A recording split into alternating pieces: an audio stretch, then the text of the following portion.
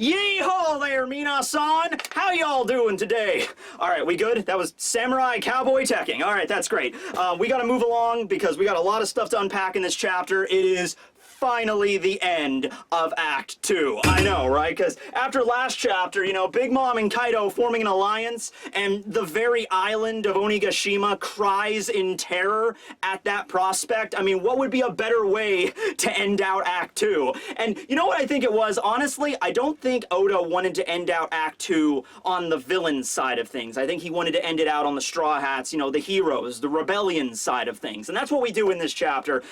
Pretty much all sides have formed together here. Everybody's united, getting ready for the raid. The raid on Onigashima is nigh. At the end of this chapter, it's like the day before the Fire Festival, or rather, I think it's the transitional period into the day of the Fire Festival. So yeah, for anybody that was worried that like those 8, 7, 6 days we had left or whatever were gonna take a while, here we are. And in fact, even like me, I thought like we were gonna like kind of speed along, but maybe like the day or two before the Fire Festival, we were gonna kind of stop and maybe focus a little bit on that particular day, like the eve of the festival. And we still might do that. I mean, I guess we could always go back in time, but really at the end of this chapter, it seems like, no, that the day has arrived, it's begun, and then that's where Act 2 ends. Also keep in mind, Act 1 ended on a very, not disappointing note, but a rather like dark note, where we had Luffy fight against Kaido and lose, and everybody was kind of in a position of like, oh man, what are we gonna do here? You know, Luffy's been thrown in prison, you know, and we just have no hope, really.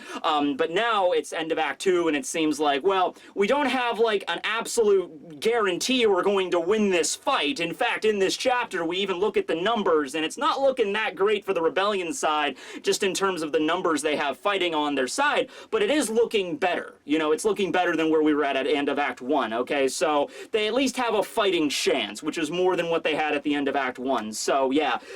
Let's get into it. So the cover page is Beiji arriving at Dressrosa to procure supplies. I guess they gave up trying to cross the red line. See, that's the thing with Beiji's cover story. It's a very scattershotted thing so far. It's just like, let's go into paradise and go to Thriller Bark to find Lola. Oops, well, Reverie's going on, so I guess we have to wait until that's finished. So let's go to Dressrosa then. So they're about to ready to dock their ship at Dressrosa, which, by the way, the ship that they're sailing doesn't even look like the ship that they had previously that they stole from pirates, and they painted like the Fire Tank Pirates Jolly Roger on, and like Family and I Heart Family and all that stuff. It looks like a completely different ship now. It looks like maybe a ship that they stole from the government while they were approaching the red line. I don't know what's going on with this, but yeah, there's plenty of people in Dressrosa they could bump into, some familiar faces. Reverie is, I'm assuming, still going on, so King Riku and Rebecca and Viola wouldn't be there, but you know, they could run into the Tontadas. Well, no, the Tontadas are in freaking Reverie too, so they could run into Gats, you know, the guy that was or Gats, whatever his name was, the announcer for the Coliseum. They could run into him. I missed that guy. I couldn't even really remember his name, but I missed that guy, right? So whatever, that's the cover page, wherever this is going. I have no freaking idea at this point, really. Alright, so we start off the chapter with Hiyori speaking to Kawamatsu and Zoro in Ringo, and basically she says, and it's a very mature way of looking at this, she's like, listen, I think it's probably best for me to see everybody after the fight's over. Because, I mean, she does want to see her brother and, you know, Kinemon and everybody again after, you know, apparently they've been missing for so long. I mean, to them it's only been a few months, but to her it's been 20 years, right? So she wants to see them, but she also views it like, if I were to meet them, that might get their emotions running high, and that might not be very good for the battle to happen so close to this, okay? So she decides to stay in hiding in the Ringo region, and she basically just tells them, you know, let them know I'm okay, let them know I'm safe and everything like that. And so Kawamatsu and Zoro, they leave Ringo and they head over to Amagasa Village, which is where they're at right now. And Kawamatsu explains Hiyori's, you know, well-being to everybody. And all of the scabbards are crying their eyes out. Momo's there. They're all happy for her. And they're like, oh, Lady Hiyori, you're alive. Oh my God, that's so great. That's so amazing. And of course, this ties back into what Momo said a few chapters back. You know, he was like, I'm sure my sister is still alive, except I don't want to see her until after the Fire Festival, after the battle is over. So that's all already been set up, right? So, okay, Hiyori, I'm assuming, is still going to play a role during the battle, considering also something that happens later on in this chapter. It's not just going to be like she's going to stay in a bunker for the entire battle and only pop out when the fighting's over. She's definitely going to play a role in this. It's just right now, she's choosing to stay away from everybody and wait until the battle is over, okay? Which is a mature way of looking at it. We find out some stuff about Hiyori, by the way, back when she was a little girl, back when she was 6 and Momo was, well, he's still 8, but back when he was 8 20 years ago. Apparently she was rather tomboyish and rather crude, and she would be the kind of sister to jump up and like flying kick her brother in the face. I've never had siblings, period. I'm an only child, so is that a common thing? Do your little siblings go up and flying kick you in the face? All I know what it's like is to get choke slammed on the ground by my mortal enemy, Phil. I got back by punching him in the balls. Yeah, that was a magical summer. Okay, anyway, no, so they're happy for her. They're like, oh my god, Lady Hiyori's okay. And Momo, you know what? Momo even has a moment with Zoro here, and I wish we would actually get more of this, because while Luffy and the gang were in Totland trying to rescue Sanji and all that stuff, Momo, you know, he eventually went over to Wano and met Zoro there, and Zoro apparently taught him a little stuff about the sword. He taught him that snatch term that, you know, the Shimosuke clan apparently uses and everything. So Momo and Zoro certainly have a kind of like relationship here, maybe like an adoptive big brother sort of deal kind of thing. But at any rate, we do get a scene with that here, and Momo basically goes up to Zoro and talking about his sister, but of course he's talking about Hiyori the way he remembers her, you know, from a few months back when she was 6, you know, and she's like, oh, well, you know, she could be rather tomboyish and crude, but she's actually a big softie, so you have my thanks for saving her, Zoro Juro. And Zoro's like, hey, Momo, you understand she's 18 years older than you now. She's 26, okay? She's not a little crybaby little kid anymore, all right? She is a woman. In fact, I've learned that from how she was kind of like rubbing up on me there, and she's like, what? Nothing, just don't worry about it. Oh, we do get a funny scene between Sanji and Zoro, and by the way, they're here and they're interacting again, so anybody out there that was kind of hoping that there was going to be some confrontation between Zoro and Sanji and be about the whole Totland thing and him leaving the crew, kind of like a parallel between when Usopp left the crew and came back, we are apparently not getting that here. You know, I mean, maybe it's just because like the battle is looming, like it's so close that they don't even have time to argue. Like the worst thing they could do right now is infighting, so maybe they'll bring it up after, but from right now it seems like they're just back to their ordinary like rivalry kind of shtick. So Sanji discovers, he realizes that the hot babe that was with Zoro earlier, that was Momo's sister. So he starts going up to Momo and be like, hey Momo, how are you doing, you little buckaroo? You need anything? You want some juice? I could get you some juice. I could whip up some cake. I'm really good at making cake, you know? Yonko of the sea, pleased by my cake, you know? So he's trying to suck up to Momo to eventually... It's funny because he hated Momo up until like a few weeks ago. Not hated, but you know what I mean, with the whole like rubbing his face into Nami's bosom and all, and Robin's bosom, and taking baths with them and everything. Sanji was not a fan of Momo, but then he finds out that Hiyori is his sister, and he's like, hey, so, you know, I'm gonna make you a nice cake, a nice meal, but you gotta tell your sister, you know? So this has become kind of creepy. This has become like, hey, so am I allowed to like date your sister? Kind of deal. So that's a little weird, but okay. It's funny at any rate. By the way, Nekomamushi has still not arrived on the island, and even by the end of this chapter, it's like I said, like the day of the festival, and apparently Neko is still not there. So that's led me to believe that they actually planned something maybe beforehand with Neko's arrival.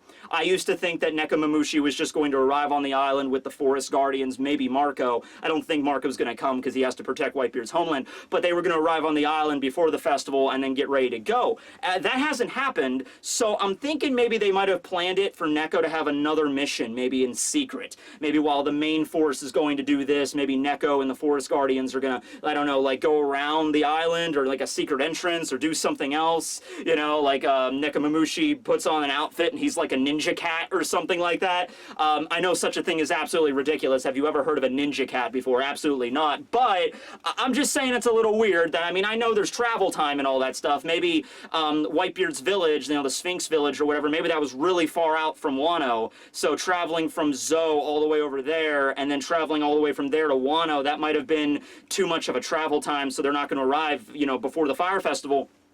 But still, I think they've planned for this, because they don't mention it is the thing. You'd think if they planned, like, man, Nekomamushi, man, it's the day before the festival and he's still not here yet. What are we gonna do? You know, nobody's worried about it. Nobody even brings him up. So I'm thinking there's some other plan there that they've, like, they can communicate over Dendenmushi and stuff. You know, if they have Dendenmushi on the island, they can communicate with him and be like, hey, here's the plan. You know, instead of doing this, you go over here and do this and be our backup in case this happens. You know, so that just hold off for that. So we got that moment with Zoro and Momo, and that was a nice little scene. But now we move on to brass tacks, ladies and gentlemen. Now we move on to talk about swords. And I regretfully have to say that Yasui is no longer Zoro's sword in this chapter. I mean, we kind of figured from the last one, but there was a lot of time jumps, and we didn't really get to see Zoro that much. But no, yeah, he has apparently given up Yasui, left it at the crypt of Ryuma in Ringo, and in this chapter, he gets Enma as a replacement blade. So, sorry for all the Yasui fans out there. It is no longer in Zoro's possession, and he's not going to be using it in this battle.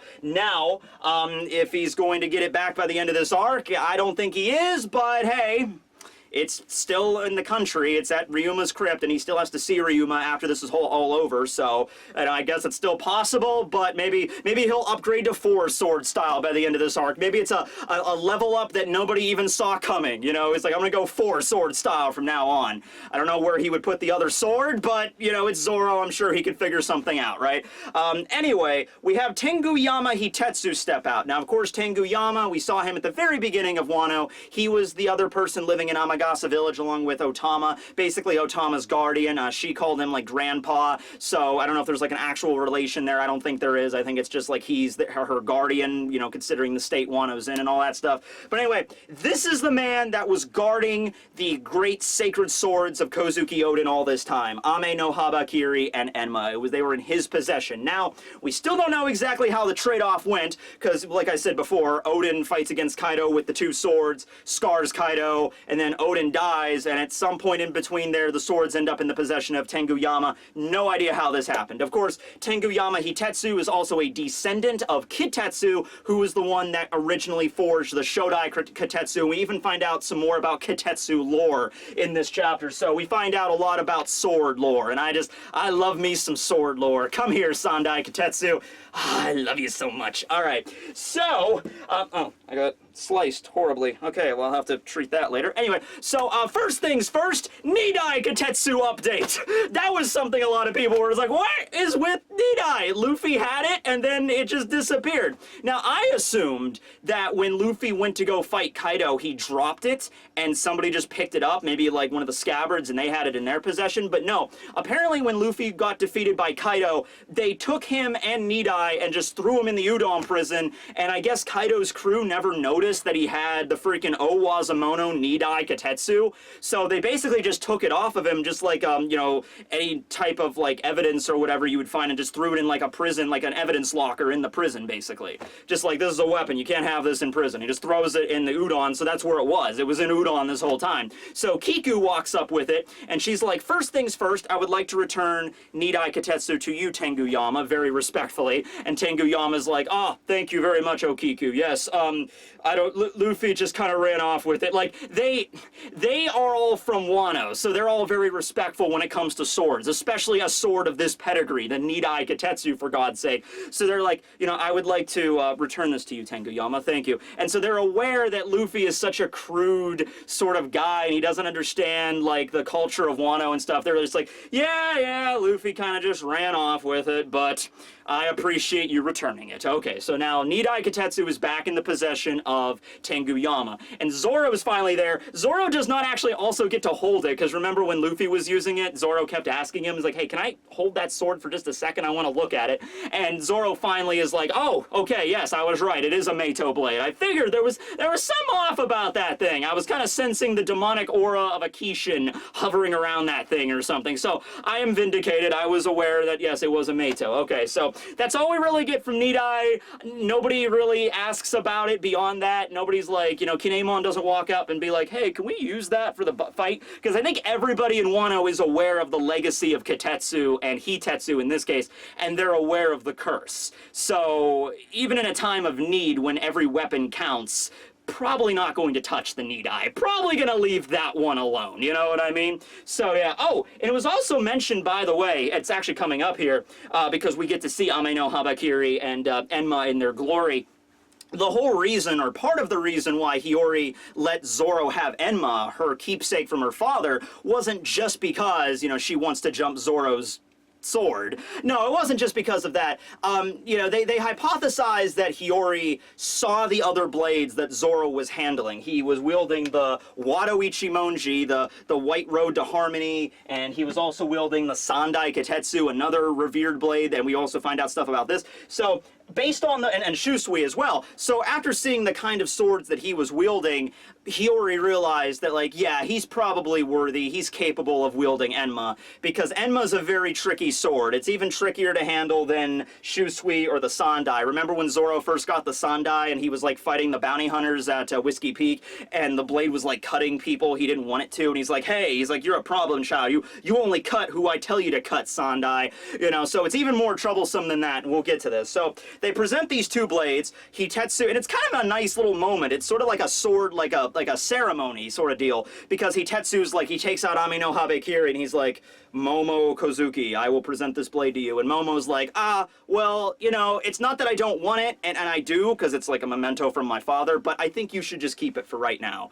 Makes sense considering Momo is an 8-year-old, so handling this Owazamono grade sword, maybe he's not quite, he feels like he's not ready for that yet. Oh, yes, and we find out the Meito rankings. I wanted them to both be Saijo, but we find out sword lore, so we find out that these both, you know, Odin swords are just regular Owazamonos. But still, that's a really big deal. I mean, that's the same rank as Shusui and Wado, and we're really filling out the Owazamono ranks. That's also the same rank that Nidai Kitetsu had. So we know a lot about Owazamonos right now, and there's only 21 in the world, right? And it's, keep in mind, it's one step below Saijo. And in addition to that, it is implied in this chapter that, at least the way they explain it, Saijo Owazamonos cannot just be created. They can't just, like, a swordsmith cannot just, like, you know, he could take, like, the best material ever. He can't create a Saijo.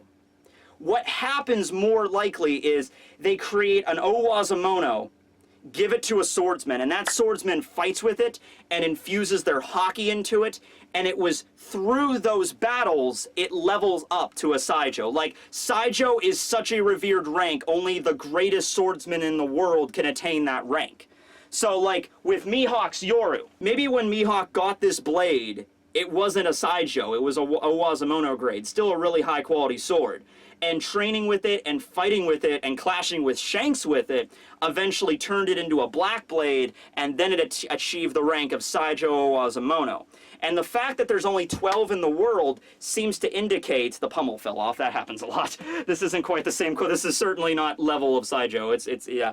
I gotta super glue that on actually, but, the fact there's only 12 of them in the world is because, like, there's only that many great swordsmen in the world. And there could conceivably be more of them eventually. Like, there's only 12 Saijo in the world right now. But if Zoro, and they even say to him, like, it's possible that you could level up Enma from an Owazamono to a Saijo. You could even make it the highest graded class. That would also mean that there are no longer 12, there would be 13, including Enma in that mix. So, think of it like that. Think of it like the blades that are, like, below, like Owazamono and below that, Ryuwazamono and just Wazamono, they're just created by really professional swordsmiths and everything like that. But the ones that really achieve that highest rank, you just can't make those things. Those have to be in the thick of battle by truly worthy swordsmen, sword masters, really, in order to get to that level, okay? So we find out a little bit more about that lore there. And so, Tengu Yama kind of gives him a little bit of a word of warning when he hands Enma to Zoro. He does give it to him. He's like, okay, this is apparently yours. He already said this is yours. We have, like, Kawamatsu vouches for all that stuff. I don't know if Tengu Yama really agrees with it 100%, but he's like, you know what? Hiyori, it's her sword, and she wants to give it to you. Here you go. However, word of caution. Enma is a very tricky blade, and the only person that was ever able to handle this sword in the history of its existence was one man, and that was Kozuki Odin. Nobody before, nobody since. So, just keep that in mind, you know, just like it's you might be able to do it, but he kind of gives him the word of caution. Even Kinemon steps up and is like, Zoro, man, like, honestly, if it was me, I would go with another sword. Like, I would figure out some other thing. And then Zoro, of course, is like, hey, no, I traded Yasui in for this. All right, I want to see how this baby can handle. So he takes out Enma, right? And Tekking101 is like, all right, well, to show you what I mean by this blade and how complicated it is, really, and how difficult it is to work with, I want you to take the blade and just try to cut that tree. So they're on a cliff, kind of in Curry, and they're like, just go up and cut that tree, Zoro. And he's like, all right, so he, like, it's shiny, it's nice. Hold on, what's a good sword for me to represent? I don't know, I'll just use Yubashiri again. You know, whatever, he just takes out the blade and he's like, okay. It's nice shine. He goes over to slice the tree, and he slices the entire cliff off. In the process of this, all of Zoro's armament haki begins to get drained out of his arm into Enma, causing his arm to shrivel up as all of his haki and energy is being drawn into this blade. To which then Zoro gives a firm backhand to Enma. Oh no, you give that back right now. And then he just like forces the haki back out of the sword, back into his arm, and he's like handling it, he's like, ooh, you're gonna be a fun sword, I can already tell. So right away, on a distant island, the Barto Club is gathering supplies, and Bartolomeo and everybody in the Barto Club just all feel goosebumps at the same time, just and then they look up into the sky, and they just see an image of Zoro's, like, visage in the sun, briefly, just briefly. And they all bow in reverence wherever they are in the world, because they know, like, Lord Zoro got a new sword, and now he's even more of a badass! Yes, Lord Zoro! We have a religion around Luffy. I think it's time we have a religion around Zoro, okay? We could start it, okay? Praise be to Santoryu God Zoro. Okay. Well, no, he wouldn't be the god. He would be the devil, all right? If Luffy's the god, Zoro has to be the devil. There's duality in everything, okay? As above, so below, yin-yang, all that crap, okay? So, yeah, the problem with Enma, it kind of forcibly sucks out the Ryuo, or the armament haki, out of anybody that wields it, turning into a black blade automatically. So the way Tekking101 speaks about this blade is like, look, if you were a regular swordsman, or not even a regular swordsman, even if you were like a skilled swordsman, because other samurai from Wano have tried to wield this before, and it just turned them into dried out husks, okay? So, first off, it seems like you have to at least know armament haki before you can even pick this thing up, you know, because it sucks out your armament haki. So I don't think, if you didn't know it, I don't even think it would let you use it or pick it up. Kind of very similar to Muramasa, the Blade of Lore, and Lore, I guess, where it could not be sheathed until it tasted blood, and if it did not taste blood, it would take the blood of its master. So it's a sword that had certain conditions to be used, okay? So first thing is you have to know Ryuo, or armament haki. Ryuo is just the, you know, Wano equivalent of that, you know, flowing Sakura, right? And so even if you do know armament, though, when you pick it up, if your armament isn't strong enough, or you don't have a strong constitution, it'll just suck out your armament haki and just, like, leave you like a dried up husk, like Luffy was after, you know, he got poisoned by Magellan, and he was in that room, and he comes out and he's all emaciated, you know, kind of like that. It kind of like scrunches up Zoro's arm, and he's able to draw it back in, but he has to, like, force it. He's like, oh no, you give that back, that's mine. Okay. So there's sort of like a tug of war thing going on. So Zoro, there's only a few days left of the Fire Festival. He has to take that time to really train in how to use this, okay? So, yeah, but he sliced off a coast, and that's when he wasn't, that was just when he was, like, lightly trying to slice a sword. And they even say to him, they say, okay, Zoro, you know, the fact that you were able to stand up after that, the fact that you were able to still remain conscious and swing this blade and continue to wield it, that proves that you at least have the potential to use this sword, maybe even the same level or even more superior to Odin. And this is where they bring up, like, you can even maybe, you know, change this into a higher level sword if you fight with it enough, if you train train with it enough, okay? Now, Enma is not normally a black blade. It forcibly becomes a black blade, but after Zoro takes in the haki, it turns back into a regular blade, all right? So, you know, whenever we saw with Yasui, like, a blade remains black, even if it's wielded by somebody that doesn't even have haki, okay? So that'll be Zoro's goal for this arc, is probably doing this tug-of-war thing with Enma, making it a black blade in his own right, kind of surpassing Odin. I'm thinking that's probably the path that he's going to take here, okay?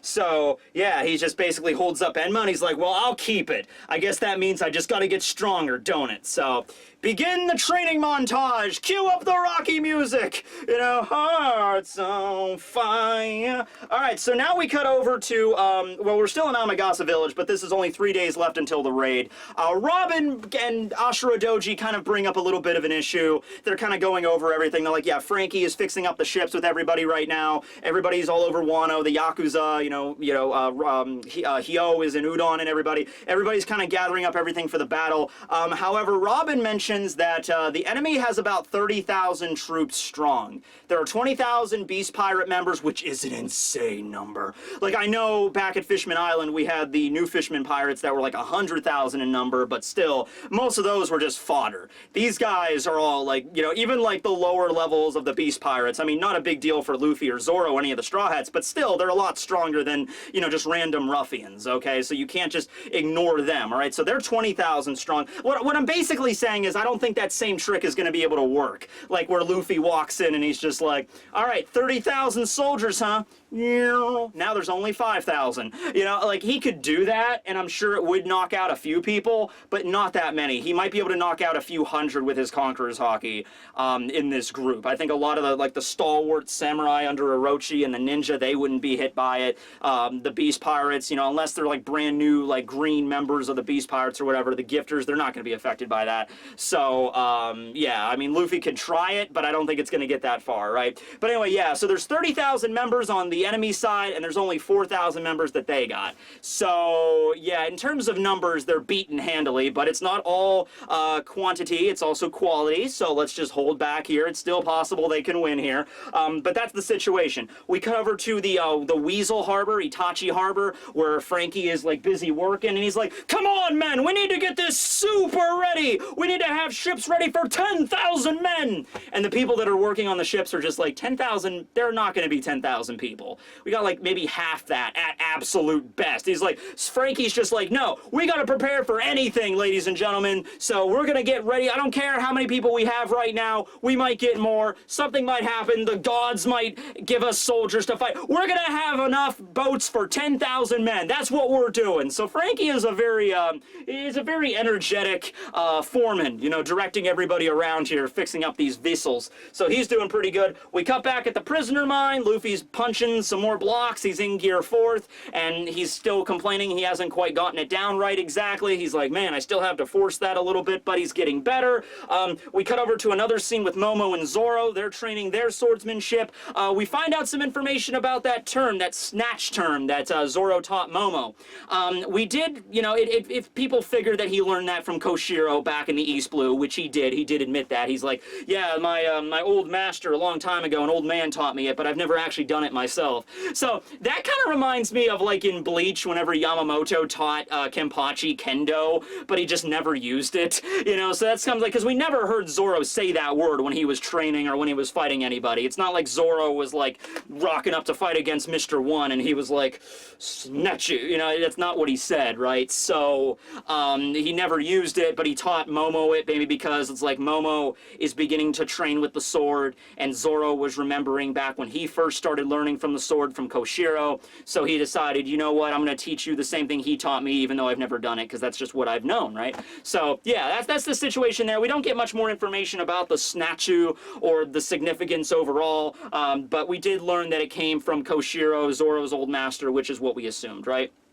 Okay, so Luffy arrives in Amagasa. Like I said, we're skipping through time here, so just go with it. Luffy arrives in Amagasa now 2 days before the raid. Chopper is there as well. Chopper takes him, and they're all there. And basically, Kinemon and everybody, they have to leave early. They have to get to Tokage Port before the actual date of the festival, because they have to get there to set everything up. I mean, they're mobilizing 4,000 soldiers. It's going to be very unorganized if Kinemon and all those soldiers arrive at the Tokage Port at the exact same time. You ever been in, imagine going to Comic-Con, but there's no, like, booths set up. There's just people wandering around and there's no lines. Like, that might sound like a good thing, but it's just basically like a mass of people inside of a convention center. Wait, this is Comic-Con. All right, so just picture Comic-Con. So they gotta leave early. Luffy basically tells them, yeah, don't worry about that. We'll come along later because the Thousand Sunny is still docked in this, like, around that beach in Curry. It's in that, like, cove where they left it. So they're just gonna take the Sunny to the Tokage Port in Udon, all right? So they're like, all right, well, just be careful and everything should be good there.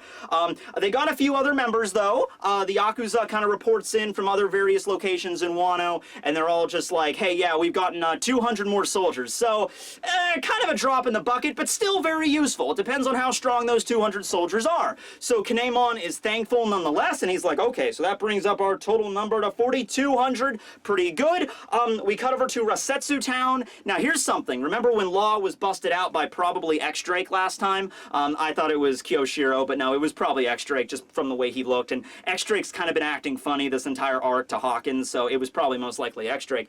I assumed X-Drake busted out all of the people in Rasetsu Town, because all of these really strong samurai that we were introduced to, they have very distinctive appearances. You know, the guy with the scar and the long hair and the kind of like boyish guy and stuff, you know, and, you know, the older dude, they kind of all look like samurai out of, like, you know, Kurosawa movies and stuff. And obviously Oda's a big fan of samurai movies. So I was like, oh, okay, so Drake let them all out, or Law got out and then Law let them all out. But no, they're still in the prison. So Law got out and Drake was letting him go for some conspiracy reason, but they still left the other samurai in there. So they're kind of there 2 days before the festival, and they're just like, damn it, how are we gonna get out of here? We're gonna miss it, man. You know, and even Kinemon's like, man, I would love to help these guys, but they're in freaking the flower capital. They're in Rasetsu Town, man.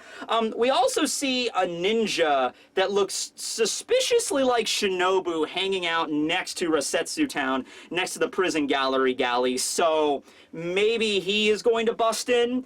Either that or it's Shinobu being, maybe Shinobu was an Okama this whole time, which this is One Piece, so that doesn't surprise me in the slightest. Maybe it's Shinobu's brother, because it's a ninja that has like the exact same body type as Shinobu, but has like a mustache, so he's a guy, I guess. So I don't really know what the story is with that person, but that person is probably going to be the one to break in and free everybody at the last minute, okay? So yeah, most likely. It's just introducing kind of a new character we've never seen before, unless it is in fact Shinobu or another member of Shinobu's like ninja clan or something, who knows, right?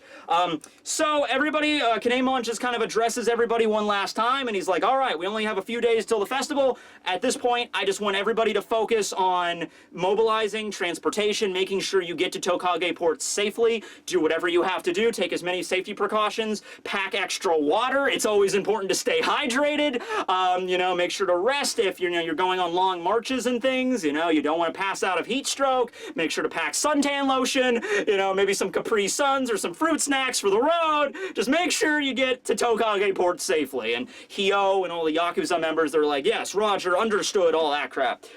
So Luffy and Kinemon, they part ways, and we kind of have this really sort of like, it kind of reminds me of the start of like a samurai movie or something. Let me set the stage for you here. We open up on an empty wasteland. It's quiet. You just hear like some wind in the background. Just empty wasteland. In the distance, you see these mountains and the factories just billowing smoke. And then in the distance, out of focus at first in the camera, a shadow appears walking toward in the wasteland, and then another, and then another, and then another. It's a whole group of shadows moving slowly throughout this wasteland. And these are the 7 scabbards. One ninja, Shinobu, which I guess Shinobu's there, so she can't be the other ninja, and then Momo. And they're all walking through this wasteland very slowly, carefully, somberly, but with intent. They're all wearing their casa hats, you know. They have their gear, they have their blades, and they're just walking through this wasteland that was once their beautiful, verdant forests of Wano. This was once their homeland. It's been taken away from them. They've, you know, some of them, like Kawamatsu, have been fighting for 20 years. Others have only, like Kinemon, have only been fighting for a few months because of the time jump, but they all have the same goal, and they're marching toward Tokage Port to finally put an end to Orochi's rule. And it's just, they don't say anything to each other. They're not like having a cheery, you know, roadside conversation. They're just somberly, like, just saving their energy, kind of psyching themselves up, pumping themselves up, ready to go, and they're walking through the wastelands of Curry into Udon to Tokage Port. So that, I just like it as like just from like a cinematic standpoint. Like, the way I just described it, I hope they handle it that way in the anime. And then you have the narrator over it that's basically talking about it and everything. Like, there might seem like an endless amount of smokestacks and factories in this country, but there's even more people toiling in those factories. We get to see the people, you know, like the blacksmiths forced to work to make weapons for export, for Kaido making, you know, bombs and guns to be distributed to the world, you know, what Wano has become. We see people in the various areas, like in Okabore Town and in the Flower Capital, and they're talking about how maybe Yasui didn't really die, you know, because, like, he was just a prank, or it was actually a real thing. There's people talking about, hey, did you hear that the raid is still on? Did you hear about the attack? It's still going to happen. Yasui was just covering for everybody. So I love this. I love this because this is playing out the way that you would think it would. Like, Yasui comes out and says, oh yeah, don't worry guys, I was just pranking everybody. Later, and then Orochi shoots him, and everyone's like, oh, I guess it was just a prank. You already heard our... No, in real life, there would be people that would think it was genuinely a prank, but then there'd be other people that would think, oh, that wasn't a prank, he's covering for someone. This is still gonna happen. You know, so there's both sides, and even now, people are starting to really think like it wasn't a joke. This is really happening, okay? It's going down. So we also get to see the graves of not only Yasui, but also the grave of Pedro. I love that they reference this. I love that. We see Otoko there, we see Robin, we see Sicilian, the mink, and we see Carrot-chan. They're all there, and they're kind of just looking at these very simple graves, respectful graves, but very simple graves nonetheless. We have Yasui, and then we have Pedro's. Obviously, they don't have Pedro's body because it's kind of over there, and kind of over there, and kind of over there, and kind of over there. Maybe Pedro left like a pack of cigarettes on the Sunny, and when they arrived in Wano, Carrot found his cigarettes, and there's like, oh, okay, I'll bury these or something. But anyway, yeah, there's a grave to Yasui and a grave to Pedro. Wanda's kind of leaving a single tear for Pedro, and Carrot doesn't look, she's not sad, she's smiling at Pedro's grave, sort of just like, I can do this, Pedro. We're gonna do this. We're gonna, you know, because it's very significant, because, you know, Pedro was all about bringing in the dawn of the new world, and this is kind of a big deal here. And even at the end of the chapter, it's even mentioned, like, this is Fire Festival, this is something that might just go beyond the bounds of Wano, the country. This is something that could literally shake the foundations of the entire world, because we are dealing with a Yonko here. You know what I mean? So this is a big deal all around. So I just like the fact that they included Yasui, and they also included Pedro's grave there, right? So you have the scabbards walking across. You have Luffy there just training a little bit more in Amagasa. It seems like he's getting the more advanced type of Ryuo down, because he has a tree. Luffy punches the tree and obliterates a mountain. No, he doesn't do that. But he does punch a tree on one side of the tree, and then the other side is completely destroyed, like basically how Hio spoke about it, where he punches an object. I'm sorry, I'm going to use you for an example here, Barry. He punches the object, this part doesn't get damaged, the energy flows through it like a shockwave, and then rings it like a bell, and then boom, it explodes off the other sid.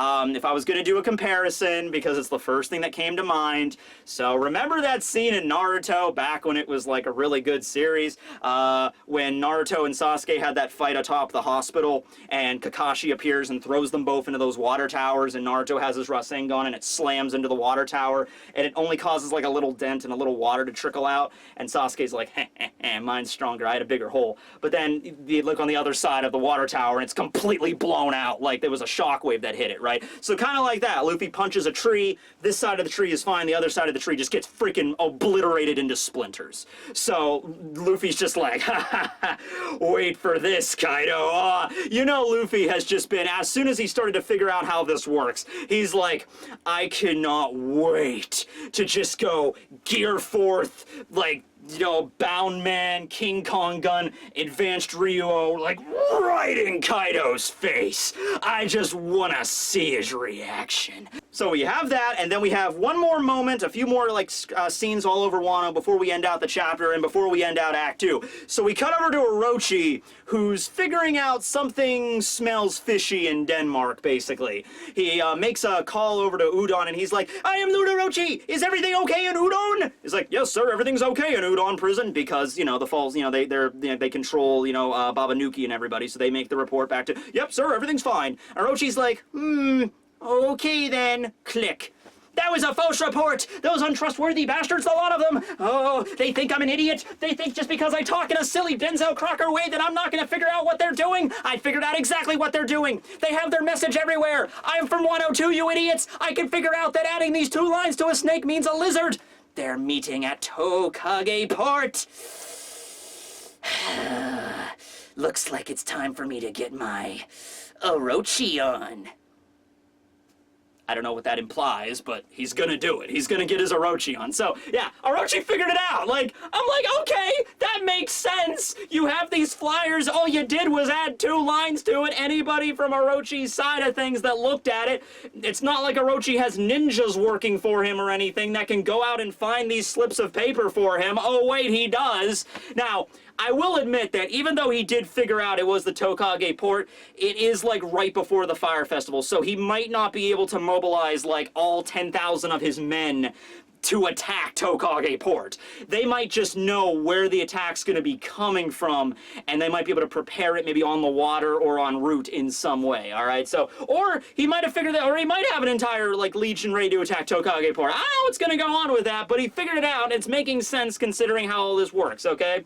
We also get a single shot of Law as the music begins to play in the background, you know, as Hiyori, of course, we know now, she puts on her mask. Well, we don't know if she puts on her mask. We only see her from the neck down, but I'm assuming because every time she plays the shamisen, she puts on her mask, her kitsune mask, and then she takes out her shamisen and she begins to strum it, and then, just as the other act before and as the beginning of Wano, we end out Act 2 of Wano Kuni. The Fire Festival, a battle that will shake not only Wano, but the rest of the world, will now begin.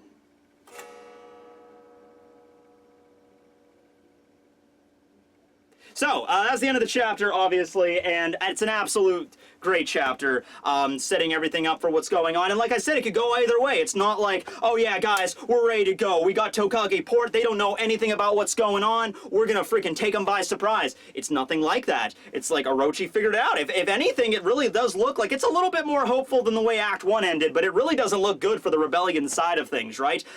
We still gotta break out the other samurai out of Rosetsu Town. Law, they were talking about Law at Amagasa, like, what are we gonna do for Law? It's like, well, we don't know. I mean, we might just have to leave him do what he wants to do. And he's like, yeah, but he's really strong. Like, we need Law for this. So Law is walking, and he's very, very stoic. He's not making any expressions. So I'm thinking he might do the undercover thing. He might make it look like he's working for Kaido or working for Orochi or working for Drake, and then they're gonna work together, and then he's gonna double cross him at the last minute. I'm thinking something like that might go on here. But yeah, the skies are bright, and the day of the Fire Festival is finally here. So we've made it. Make way, and yeah, they even say here, make way for the Shogun's procession, because what they do is they get a procession that's 10,000 strong, and they go from the capital on a boat towards Onigashima. That's the whole thing, right? So yeah, I mean, I guess it's possible we could always cut back to, like, you know, previously, one day before the Fire Festival begins, you know, and we see some other stuff going on, but the day has arrived. We're here. So Act 2 ends, which means that next week there's not going to be a break, so thankfully for that, but next week we're probably going to get a catch-up on Reverie. That's right, because they said Reverie was going to return in 2019. This is really the only time that this could happen, right? Because the only time that Oda really does these scenes all over the world is in between the acts of Wano. That's where we saw Blackbeard and Moria and everything in between Act 1 and 2. So the only time that we could see it is right now, because I highly doubt Act 3 is going to get done by the end of this year, right? Then again, you know, Oda's and the editors have always done this before. Like, oh yeah, Totland's definitely going to be ending at this point, or Wano will definitely start in 2017. It's like, it didn't start till 2018. So yeah, you can't always take this with a, you have to take it with a grain of salt, I mean. But, I mean, this is the perfect perfect time to do it. We do those little buffer zones and stuff. So next week we'll be probably checking up on Reverie or maybe some other Yonko. Maybe we even might get another Yonko bounty. This one, okay. In all honesty, this would be the perfect time to find out about Big Mom and Kaido's bounties. Don't you think? We've had an entire 77-chapter arc all about Big Mom, and now we've had, you know, almost 50 chapters of Wano. The fight is about to begin, Act 3, the big apex of the play in Kabuki. You know, this is the epic battle. This would be the perfect moment right before we get into it. You know, we see Big Mom and Kaido stepping out for the Fire Festival, maybe at the end of the next chapter, or the end of maybe the very first chapter of Act 3. That would be better. Maybe the first chapter of Act 3, at the very end of that chapter, Big Mom and Kaido are walking out, welcoming Orochi into Onigashima, and we see their bounties together. I think it would make sense to see Big Mom and Kaido's bounties united as, like, one thing. Not added up, but just, like we find them both out at the same time because they have the alliance and they have a connection between each other.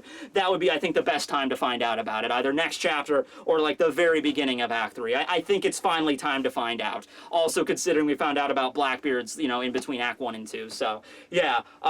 Luffy's pretty much got a handle on the advanced Ryuo. I mean, it's probably still not a 100% thing every single time, but he's definitely got a better handle on it. Zoro has been training with that. Oh, sure, that was another thing I forgot. Whoa, big thing. I apologize for almost forgetting about this. A lot of stuff in this chapter, but I caught it at the end, thank God. So, Tenguyama explains to Zoro that the two blades, Enma and the Wado Ichimonji, which he's had ever since this was Kuina's sword, probably originally Koshiro's sword, these blades were actually created by the same person. Okay, Enma and Wado Ichimonji. They were created by Yusaburo Shimosuke, another Shimosuke. Yusaburo also lends to some connection with Koshiro because the character's in their names, okay? I believe the character for the number 3 is in Yusaburo, and the character for 4 is in Koshiro, because she is 4 in Japanese, or you know, you also use yon, but she is also a way you could say 4. It's just unlucky because she also means death. But, okay, so they also say that he left Wano, he fled this country more than 50 years ago.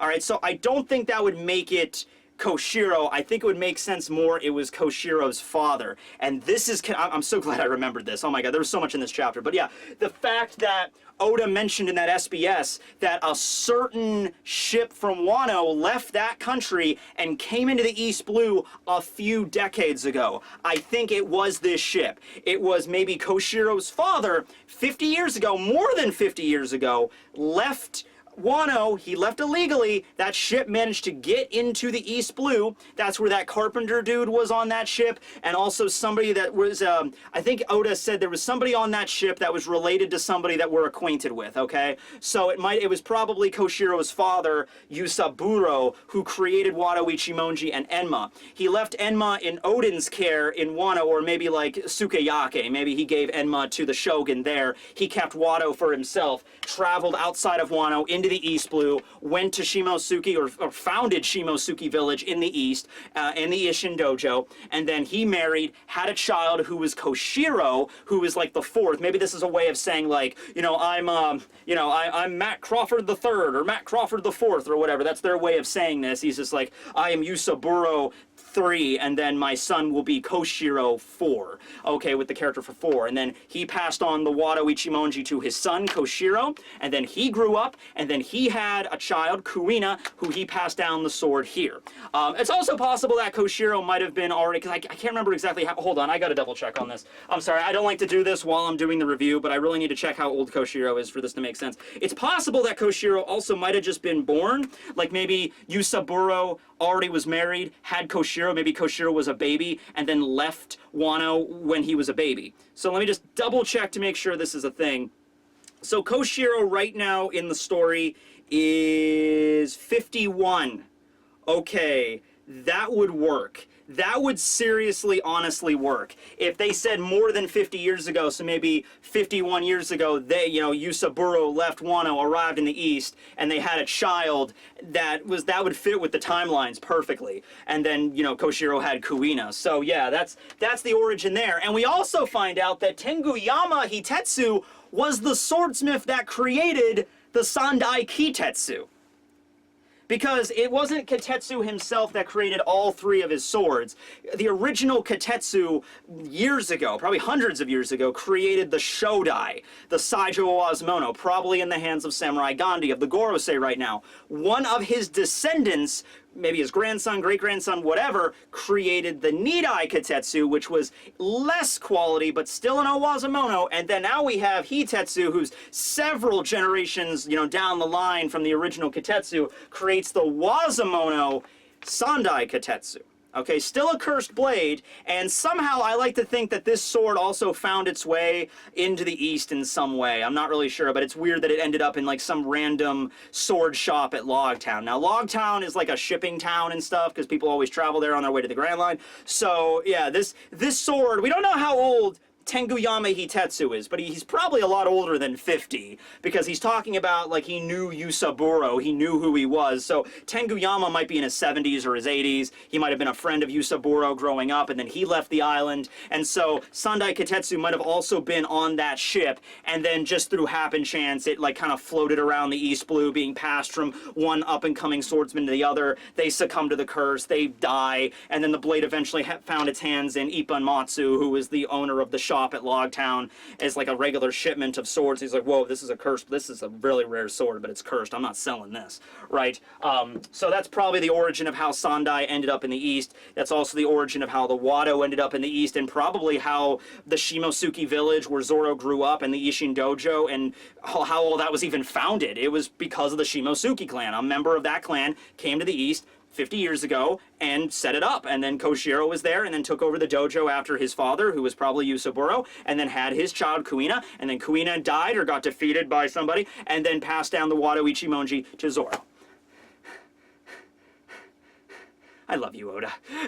I love it when everything ties back together, but it's just like, okay, you got the explanation, and we all good? All right, that's probably how it's going. Oda did say in that SBS also, he's not planning on going into great detail with that. Like, he's not going to explain, like, every little detail of that story, but it is something he wanted to touch upon, and so he touched upon it here. Okay, so I'm glad I mentioned that. All right, so thanks for watching, everybody. Let me know below what you think about this chapter. What do you think is going to be in the next chapter? Probably Reverie, but if not Reverie, there might be something else going on. Let me know what's going on with Capone's cover story, because I have no idea where that's going. Now they're in Dressrosa. You know, and what's going on with the swords, you know, like some techniques Zoro could learn from Enma, if he's going to master. I'm assuming he's going to become, like, he's going to turn into a Saijo. He's going to put his haki in there and permanently turn it into a black blade and make it his and kind of like surpass Odin. That might be his character arc there. But anyway, yeah, thanks for watching, everybody. This will be Tekking101 signing out. End of Act